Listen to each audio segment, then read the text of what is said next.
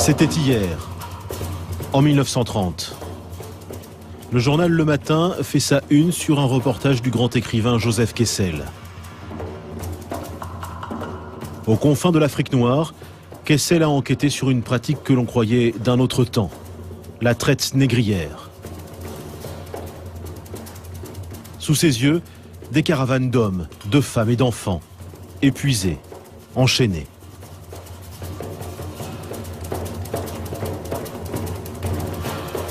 Kessel écrit. De génération en génération, les ancêtres de ces misérables avaient été radiés, enlevés, vendus. Ils avaient servi de réserve à bétail humain.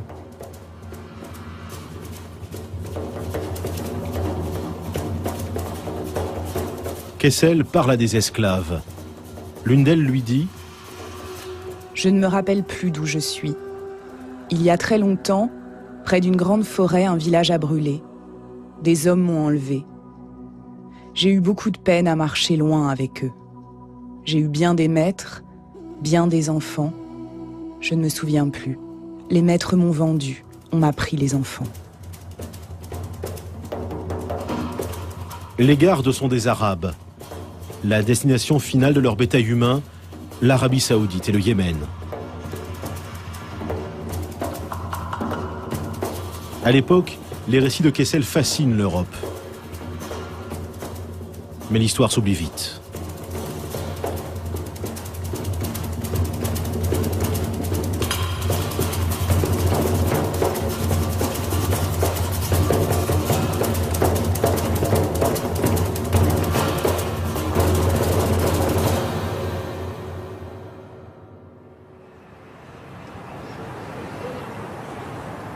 « 75 ans après, à peine une vie d'homme.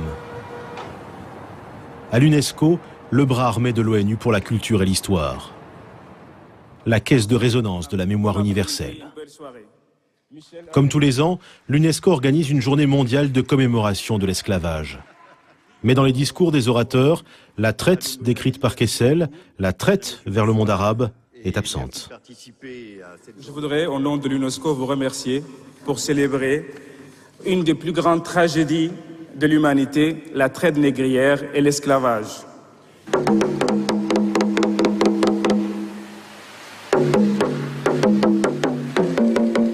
La traite négrière a été brutale et déshumanisante, mais elle a forgé l'histoire des 4 continents. Le lieu de mémoire de cette traite transatlantique à destination des Amériques est l'île de Gorée, au large du Sénégal. Un témoignage de l'horreur visité par de nombreux touristes. Des cellules comme celle que vous faisez en face, réservées aux hommes, faisant chacune 2,60 m sur 2,60 m, on en mettait 15 à 20. Ils étaient assis le dos contre le mur, des chaînes les maintenant au cou et au bras. Au milieu de la chaîne où vous aviez une grosse boule que l'esclave était obligé de porter entre les 2 mains de jambes.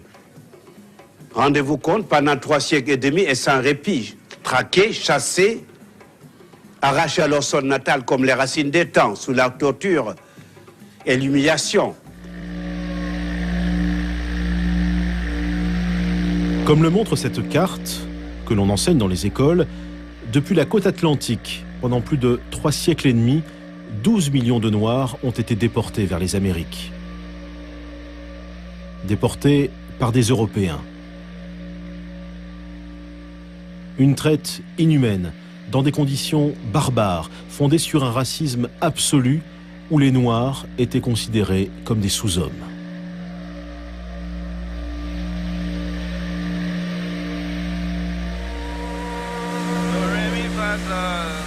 La plupart des civilisations ont eu recours à l'esclavage, mais rien n'est comparable à l'industrie de l'esclavage transatlantique. Rien n'est comparable à la traite atlantique, c'est vrai. Est-ce une raison pour passer sous silence une autre traite, non moins terrible? Depuis le Sénégal et depuis toute l'Afrique, des millions de personnes ont été déportées, non pas vers les Amériques, mais vers le monde arabo-musulman. Selon les dernières études, ils furent entre 15 et 17 millions. Cette traite a duré pas moins de 1400 ans, du 7e au 20e siècle.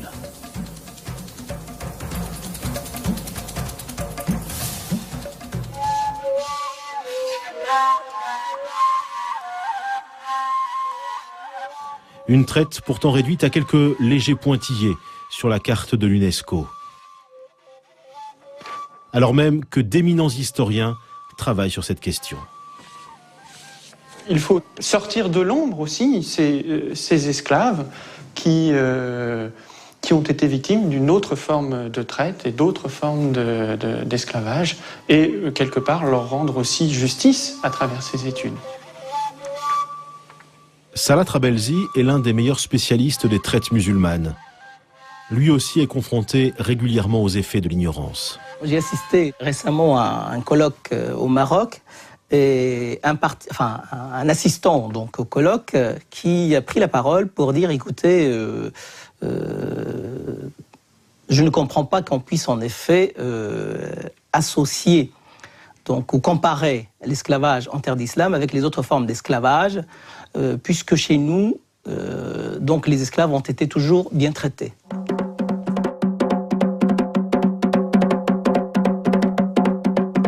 Pourquoi le monde, l'Europe, les Arabes, ont-ils voulu oublier cette histoire ?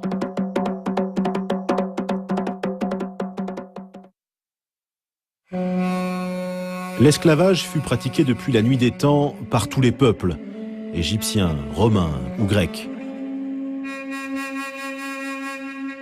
Mais alors qu'en Occident, le christianisme y met fin, le monde arabe, lui, perpétue cette tradition.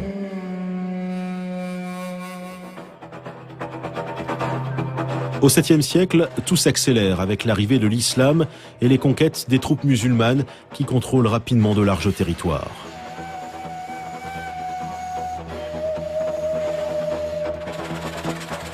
On sait que justement, dès le début de l'islam, la crise ou la pénurie de main-d'œuvre était criante et que là aussi, la conquête donc, avait aussi comme motif, parmi les motifs de la conquête, il y avait aussi ce besoin de capturer des hommes et d'en faire des esclaves, d'en faire justement une main-d'œuvre donc susceptible d'être engagée dans les différents chantiers donc, qui allaient être mis en place. À partir du 7e siècle, dans l'ensemble du monde musulman, les esclaves sont très vite omniprésents. Leur place est même plus importante qu'on ne l'a longtemps pensé, loin des clichés sur les courtisanes ou les serviteurs des sultans.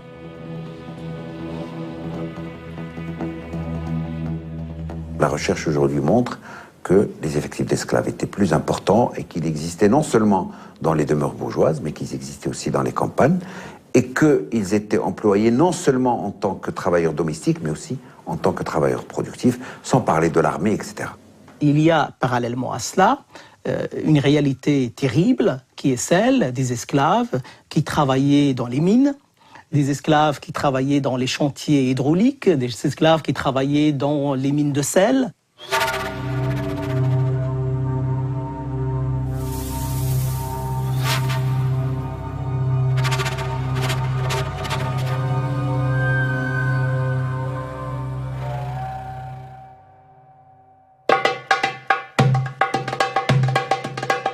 Avec le développement de l'empire arabo-musulman, la traite s'organise.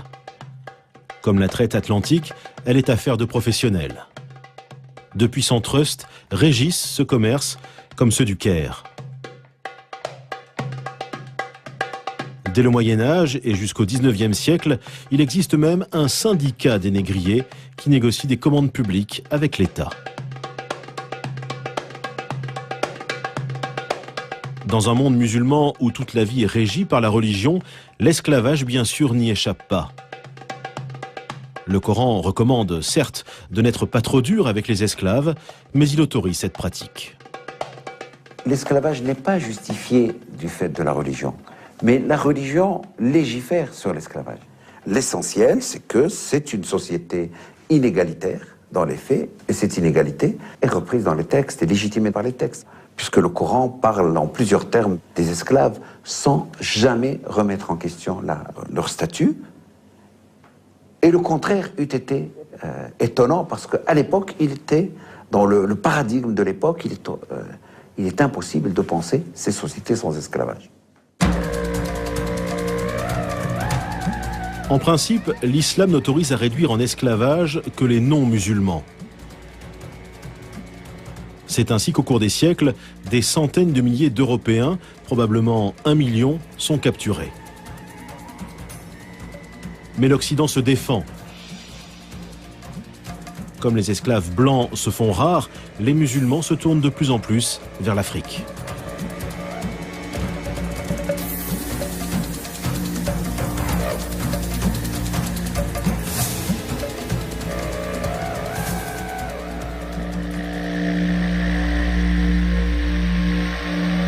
En Afrique, de nombreux Noirs sont musulmans. Or, on l'a vu, l'islam interdit de réduire en esclavage d'autres musulmans. Cette contradiction va être aisément surmontée. À mesure que le continent noir devient le principal réservoir d'esclaves, se développe un racisme qui justifie l'esclavage, comme dans la traite atlantique en somme. Il faut dire que bien avant que les chercheurs européens de l'anthropologie physique n'élaborent au XIXe siècle les théories raciales et fantaisistes que l'on sait, dans le monde arabe, on avait déjà figé dans le temps et de manière presque irréversible l'infériorité de l'homme nègre. Et cela par des érudits qui étaient respectés et très écoutés comme Ibn Khaldoun.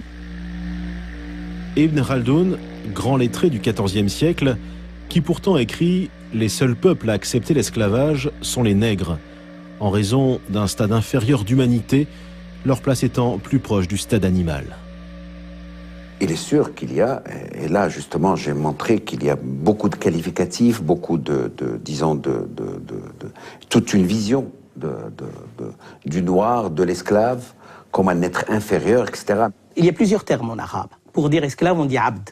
On va dire ghulam, zenji, on va dire aswad. Alors, ce qui est intéressant, c'est que le terme de aswad veut dire noir. Hein? Zenji va également s'appliquer aux noirs issus de la région, donc de l'Afrique orientale. Donc, on va progressivement assister à ce que la connotation régionale ou ethnique devienne l'équivalent d'esclave. Hein?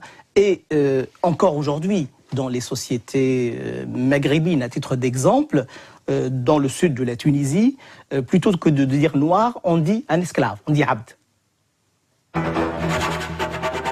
Au nom de ces théories, l'Afrique connaît 14 siècles de chasse à l'esclave. Des attaques menées par des soldats dans le cadre de guerre ou par des bandes armées aux ordres de marchands.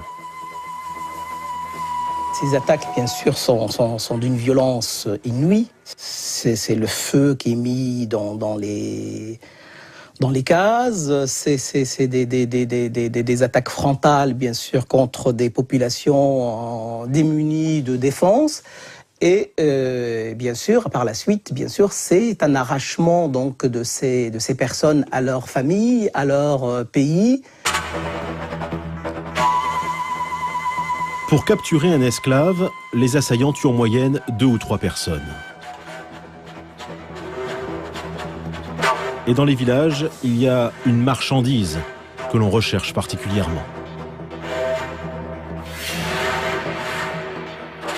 En tant que marchandise, bien sûr, l'enfant donc est plus à même d'être réadapté, d'être acculturé, d'être maîtrisé, hein, alors qu'un adulte, il aurait tendance à ne pas accepter sa servitude.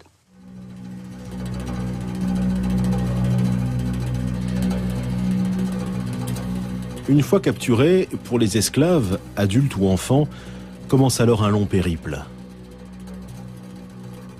Pendant plus de 1400 ans, la traite suit quasiment les mêmes chemins. Si la route de l'Atlantique a laissé des traces dans l'histoire, le Sahara, lui, a effacé celle des esclaves. 7 millions de personnes y auraient transité sous la conduite de négriers appelés des galabes, des bouviers. On ne distingue pas les esclaves des troupeaux d'animaux. La traversée du désert vers le Maghreb ou le bassin du Nil dure d'1 à 3 mois dans des conditions terribles. Certaines études ont semblé montrer que c'est d'abord ce premier voyage à l'intérieur du continent qui est le plus qui fait le plus de victimes. Seuls ceux qui étaient en très bonne santé donc, pouvaient arriver donc, au terme de la caravane. Manque d'eau, maladie, épuisement, 20 à 30% des captifs succombent. Une mortalité qui approche celle de la traite atlantique. Les esclaves sont également transportés par bateau vers la péninsule arabique ou le Caire. Jusqu'au XXe siècle, 8 millions de personnes auraient ainsi été déportées par la mer Rouge. Ils sont entassés dans des boutres, dans des conditions qui, là encore, n'ont pas grand-chose à envier aux navires négriers européens.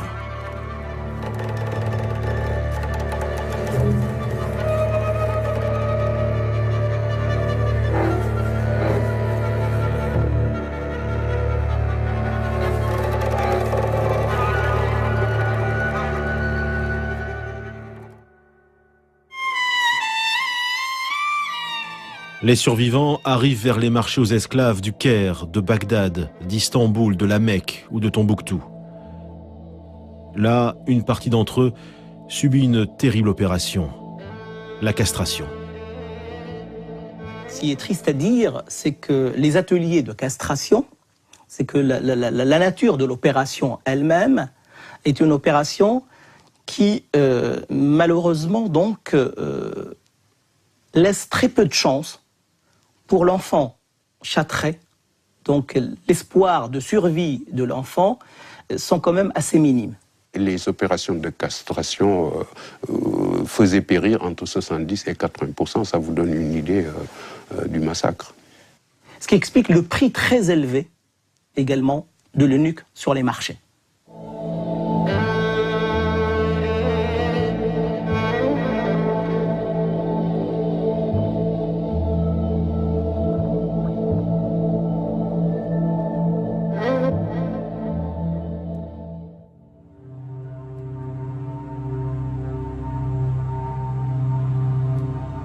Malgré sa cruauté, la traite orientale a duré jusqu'au début du XXe siècle, sans être remise en cause.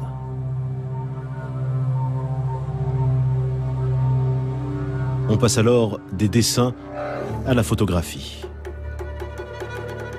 En 1880, des voyageurs anglais découvrent et photographient ces bateaux chargés d'esclaves.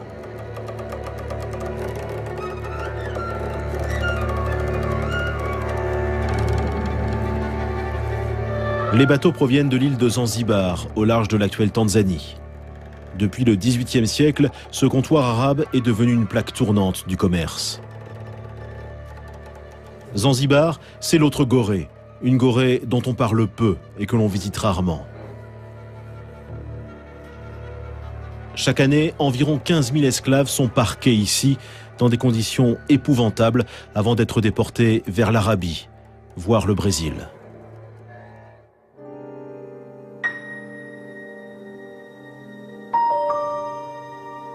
Ces photos prises à la fin du XIXe siècle donnent une idée d'une pratique ancestrale.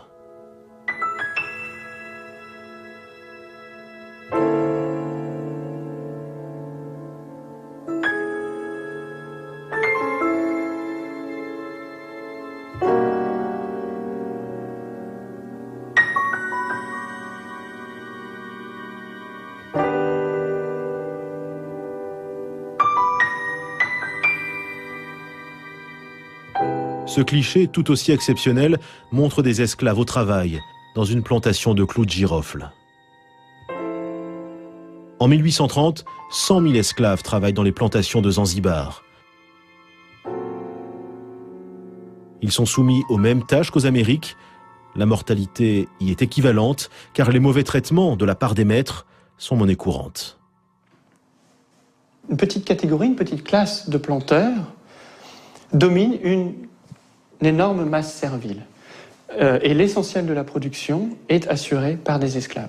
Donc on passe de ce que l'on appelle des sociétés à esclaves, c'est-à-dire où les esclaves sont l'un des groupes sociaux, mais pas du tout le groupe social dominant, à des sociétés esclavagistes, c'est-à-dire dans le cadre desquelles l'essentiel de la production repose sur la main-d'œuvre servile.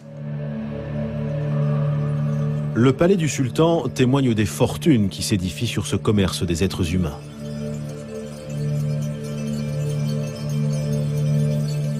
Là encore, comment ne pas comparer la traite orientale à la traite européenne et ses richissimes marchands d'esclaves.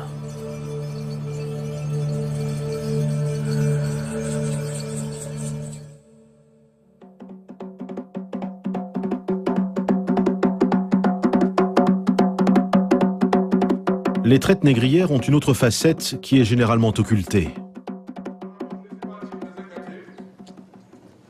« 2004, au Ghana, lancement de l'année mondiale du souvenir de la traite négrière. Après les discours, une pièce de théâtre met en scène une certaine vision de l'esclavage.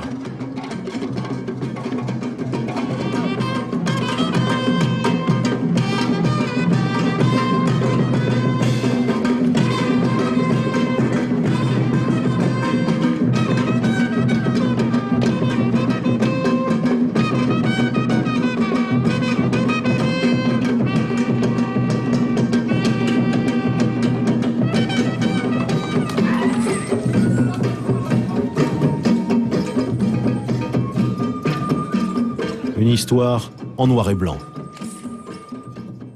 Une histoire qui passe sous silence que les coupables de la traite ne furent pas seulement les Européens et les Arabes. Les coupables étaient aussi africains. Une histoire grise donc, une histoire complexe, trop complexe pour certains.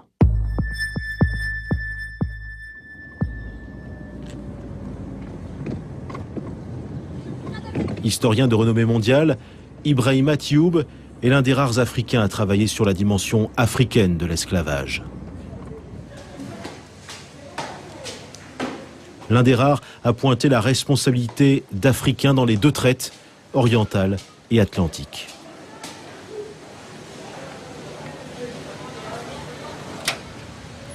Est-ce à dire que les esclaves tombaient du ciel? Il a bien fallu les produire. Il n'y a aucune puissance qui a les ressources ni politiques, ni économiques, ni technologiques pour venir sur les côtes africaines, pénétrer à l'intérieur du continent et qui arrive, qui ramasse les gens dans les villages et les amène pour les exporter.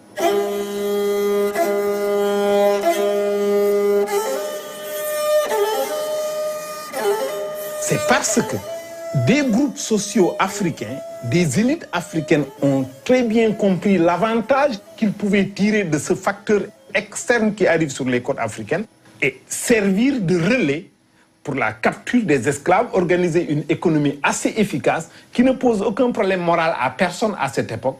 C'est à nous aujourd'hui que ça pose des problèmes moraux.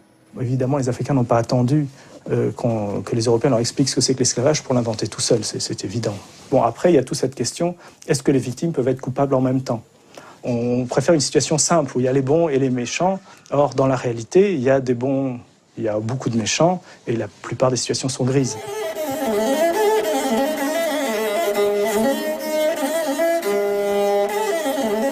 Pendant des siècles, des marchands, des chefs de guerre africains capturent des esclaves à l'intérieur du continent et les revendent aux Arabes et aux Européens.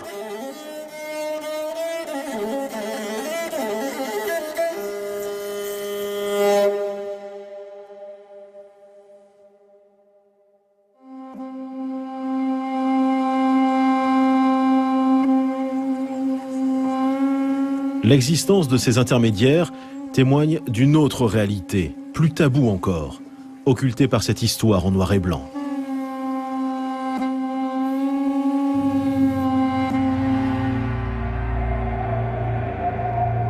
Ce secret bien gardé, c'est que la traite était une pratique répandue au sein même des sociétés africaines, bien avant l'arrivée des Occidentaux et des Arabes, et bien après leur départ.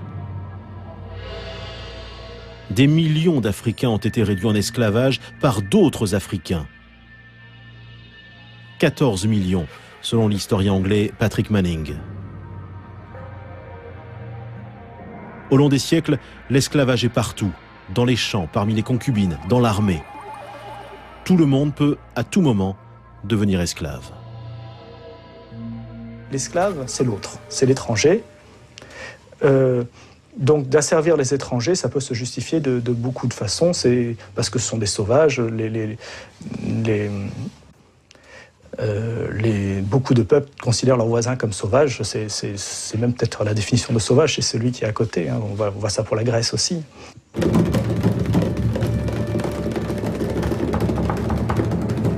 Ces esclaves sont généralement capturés au cours de guerres incessantes que se mêlent les nations africaines. Au Moyen-Âge, les empires du Ghana et du Mali, par exemple, capturent jusqu'à des dizaines de milliers d'esclaves. Ce qui est le plus spectaculaire, c'est les razzias militaires. Une armée en campagne qui va attraper... alors, souvent, c'est que les femmes et les enfants. On tue les hommes et parfois on capture aussi les hommes. Ça dépend des sociétés. Une des grandes sources, c'est le kidnapping aussi. Le kidnapping, ça veut dire que du coup, il y a une insécurité. On n'attrape pas les gens qu'en période de guerre. C'est à n'importe quel moment, votre femme, votre fils, votre fille peuvent se promener et se faire kidnapper. Surtout les enfants, évidemment, c'est plus facile à attraper. Et on a une multitude de récits de gens, d'une ambassade qui se promènent, qui voient un berger, hop, on l'attrape et on va le vendre quelques distances de là. C'est tout ce problème de transformer les gens en marchandises. C'est que du coup, on voit un enfant, au lieu de dire « oh, il est mignon, il garde des chèvres », on se dit « oh, ça pourrait me rapporter beaucoup ». C'est pour ça que ça pervertit autant Enfin, c'est une des raisons qui fait que l'esclavage sape totalement les sociétés. On commence à compter la valeur des gens au lieu des relations de l'humanité.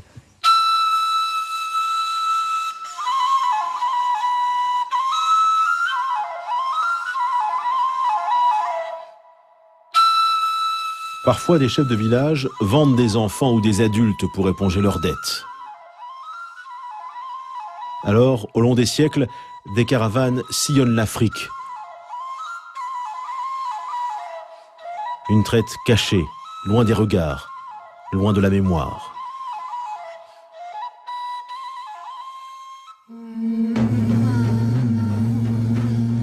Le XVe siècle est un tournant avec l'arrivée des Occidentaux.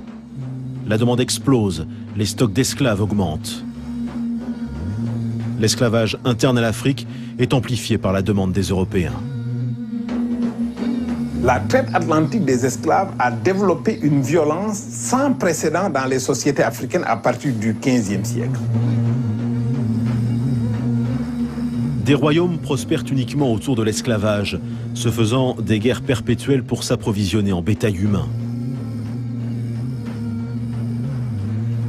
Au XIXe siècle, l'esclavage interafricain est à son paroxysme. La machine devient folle. Certains royaumes en viennent à compter presque autant d'esclaves que d'hommes libres.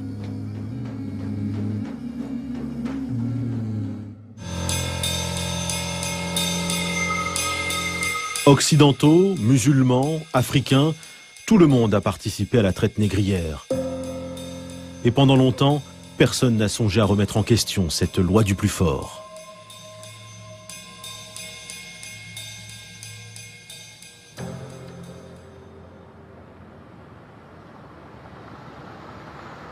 Et puis c'est d'Occident que vient le coup d'arrêt à cette pratique barbare. L'Europe connaît un formidable mouvement des Lumières qui prône l'égale dignité de tous les hommes. Au XIXe siècle, ce mouvement aboutit à l'abolition de l'esclavage d'origine européenne. Ainsi, aux Antilles, les esclaves gagnent leur liberté.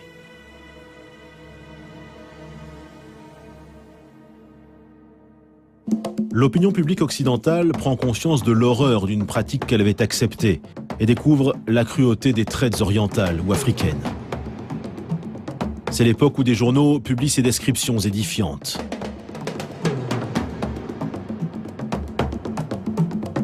L'époque où l'on signe des pétitions.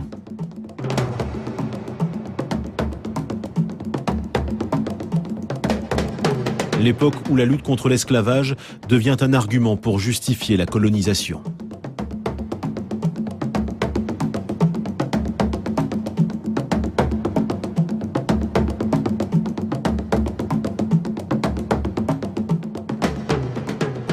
Alors, à Zanzibar, les Anglais répriment le trafic des boutres et s'implantent.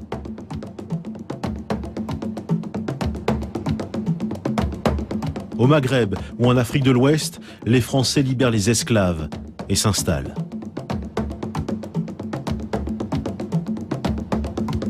C'est donc généralement malgré eux que l'Afrique et le monde arabe connaissent l'abolition. Cela n'est pas sans conséquences. D'abord, la disparition de l'esclavage dans la plupart des pays musulmans a été inspirée par l'extérieur. Tout simplement parce que la modernisation même et des structures économiques et des structures sociales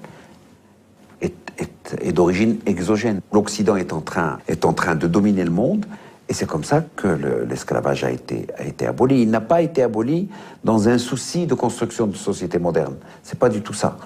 Et dans des pays, par exemple, que je connais mieux, par exemple, si on prend le Maroc, l'esclavage a disparu presque sans qu'on s'en rende compte. Et je pense que c'est ça vraiment l'élément essentiel. Mais il a disparu sans que le problème soit réellement posé.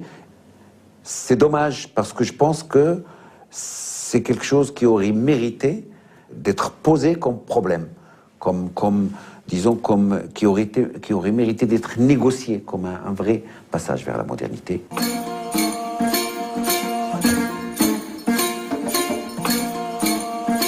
L'Afrique noire, qui connaît une difficile transition vers l'indépendance, reste elle aussi dans le non-dit. Elle choisit d'oublier l'esclavage que d'autres ont aboli à sa place. Cela peut poser problème à une mémoire africaine qui n'a pas été politiquement à l'origine de l'abolition. Et la construction de l'unité qui était nécessaire à la lutte anticoloniale ne pouvait pas se faire en se focalisant sur les contradictions internes aux sociétés africaines, mais plutôt en les percevant globalement face à l'Occident qui posait problème.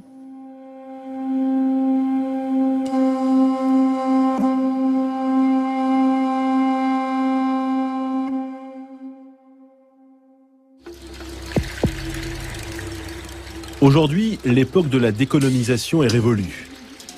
Vient le temps de la reconnaissance de sa responsabilité, voire de la repentance. À l'image de Bill Clinton, l'Occident a reconnu sa culpabilité, a entamé un travail de mémoire qui aboutit aux célébrations de l'UNESCO ou à cette visite de Gorée.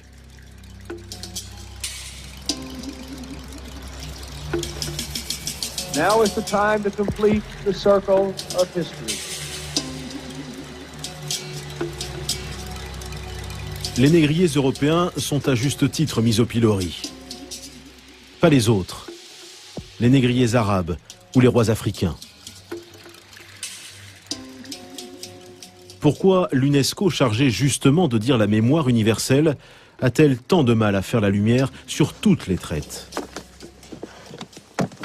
Ali Moussa est chargé du programme sur l'esclavage.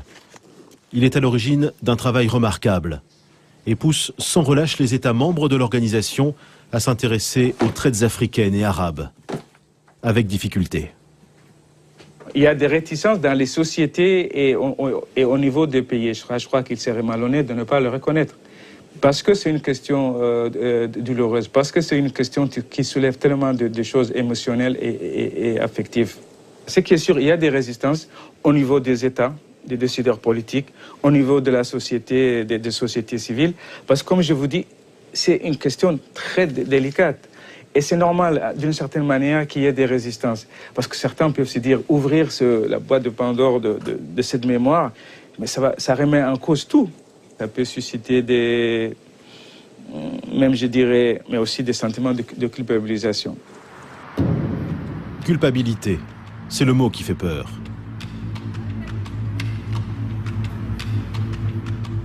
Les représentants des États arabes auprès de l'UNESCO sont-ils prêts à admettre leurs responsabilités dans la traite négrière et même à se repentir? Quand on parle avec les Africains, elle ne vient pas tous les jours pour nous dire « Ah, ouais, l'esclavage... Mais comme je dis, dans l'intérêt de tout le monde, en le condamnant, bien sûr. C'est une question qui a été dans un certain contexte très limité dans le monde arabe. Et ce n'était pas une question généralisée dans le monde arabe ou dans tous les États arabes. Parce que moi j'y crois qu'il y a beaucoup qui veulent créer des histoires, des tierces parties parfois, ou des gens qui sont anti-arabes ou anti-africains, créer des problèmes en généralisant à travers le temps et l'espace de certaines formes de relations qui avaient existé dans... C'est comme dire, je ne peux pas traiter avec l'Occident parce qu'il y a eu les croisades. Maintenant, quand on pense, par exemple, ce n'est pas pour éviter cette question, je la condamne directement. J'aimerais bien voir un travail de mémoire beaucoup plus courageux de la part de certains pays européens concernant le colonialisme et la déstructuration de certaines sociétés africaines. Il y a par certains intellectuels, mais officiellement, j'aimerais bien aussi le voir, vous voyez. Du côté des officiels arabes, pas question donc de se confronter réellement à la responsabilité dans la traite négrière. On préfère mettre en cause la colonisation européenne.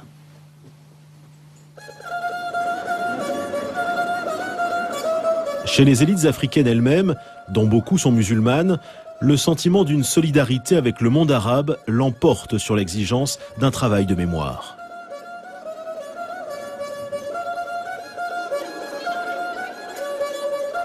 On a l'impression que le grand mal pouvait venir de l'Occident, mais ne pouvait pas venir des voisins musulmans du Nord. Aujourd'hui, les pays d'Afrique du Nord et beaucoup d'autres, du moins, et du Proche-Orient, sont devenus très amis avec les pays africains. Alors tout ce beau monde s'arrange sur le dos de l'Occident, mais on a décidé de ne pas rouvrir cette page douloureuse.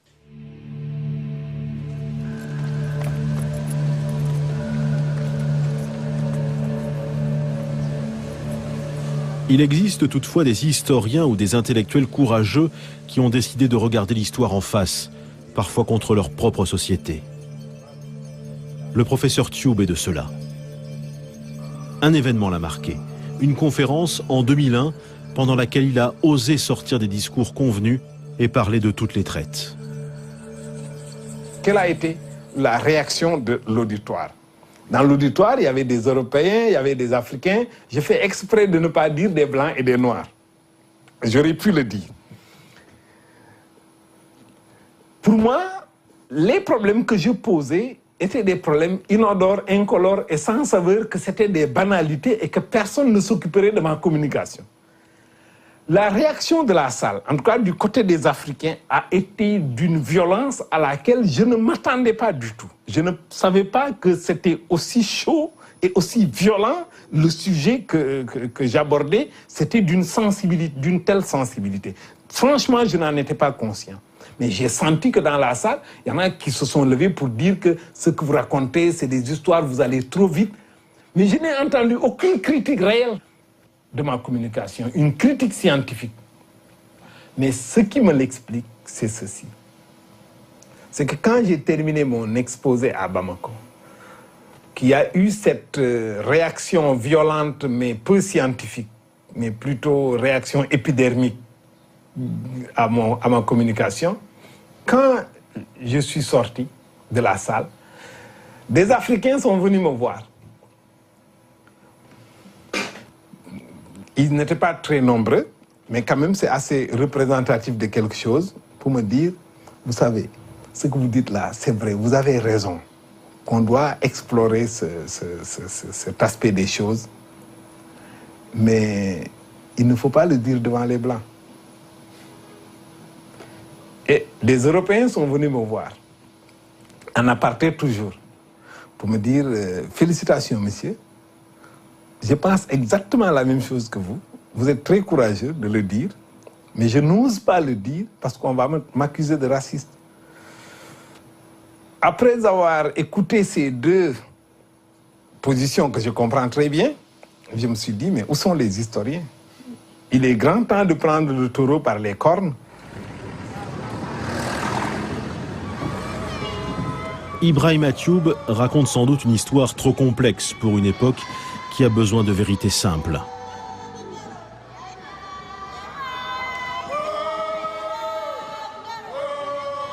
Une époque où la peur rend aveugle. Une peur comme un contre-coup d'une histoire tourmentée dont les plaies ne sont pas refermées.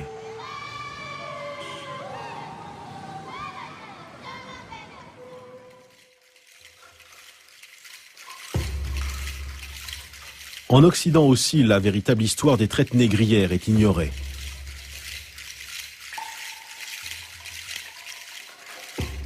Dans cette ignorance, cette indifférence, faut-il voir la peur de froisser les anciens colonisés? Ou à l'inverse, les effets d'un complexe de supériorité de l'homme blanc qui seul serait responsable de ses actes, seul serait accessible à la repentance? Ce serait alors la forme suprême du mépris envers des peuples que l'on jugerait incapables d'avoir commis des crimes.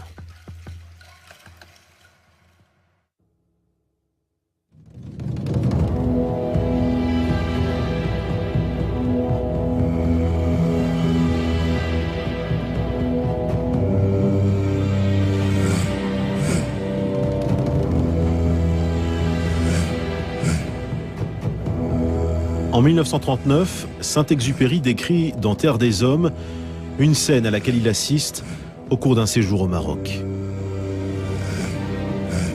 Parfois, l'esclave noir, s'accroupissant devant la porte, goûte le vent du soir. Dans ce corps pesant de captif, les souvenirs ne remontent plus. Quand il sera trop vieux pour valoir ou sa nourriture ou ses vêtements, on lui accordera une liberté démesurée. Pendant 3 jours, il se proposera en vain, de tente en tente, chaque jour plus faible. Et vers la fin du 3e jour, toujours sagement, il se couchera sur le sable. J'en ai vu ainsi mourir nus.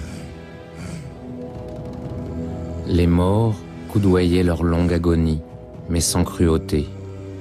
Et les petits des morts jouaient près de l'épave sombre, et à chaque aube, couraient voir si elle remuait encore, mais sans rire du vieux serviteur. Ils se mêlaient peu à peu à la terre, séchés par le soleil et reçus par la terre.